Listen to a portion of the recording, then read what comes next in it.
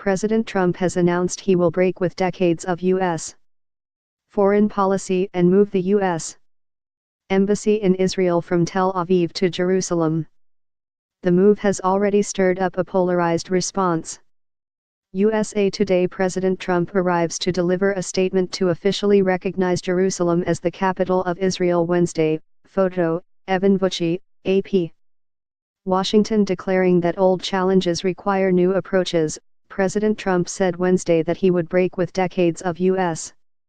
foreign policy and move the U.S. Embassy in Israel from Tel Aviv to Jerusalem. I have determined that it is time to officially recognize Jerusalem as the capital of Israel, Trump said from the White House. This is nothing more or less than a recognition of reality. It is also the right thing to do. It's something that has to be done. Seeking to minimize the diplomatic consequences of the move, which Palestinians vociferously protested, Trump also emphasized that the United States would continue to seek a peace agreement between Israelis and Palestinians.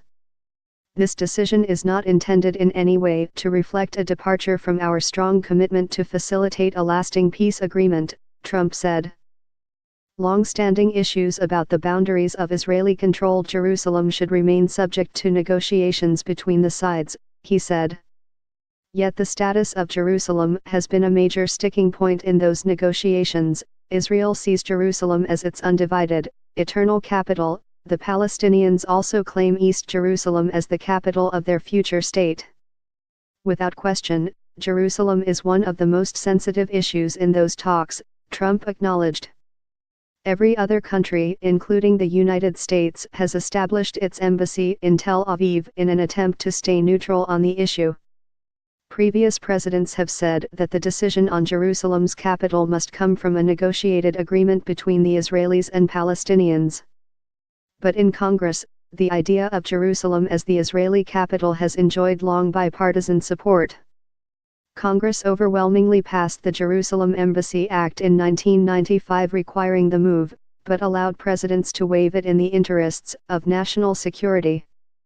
Presidents Bill Clinton, George W. Bush and Barack Obama signed those waivers every 6 months for 22 years. Trump said the decision was long overdue and suggested that previous presidents lacked the courage to make the move, based on the belief that delaying the recognition of Jerusalem would advance the cause of peace. The record is in after more than 2 decades of waivers, we are no closer to a peace agreement between the Israelis and the Palestinians, he said. But Trump's action appeared to put such an agreement even further out of reach. Palestinian Authority President Mahmoud Abbas said Trump had unilaterally withdrawn from the peace process, and that the move could lead us into wars that will never end.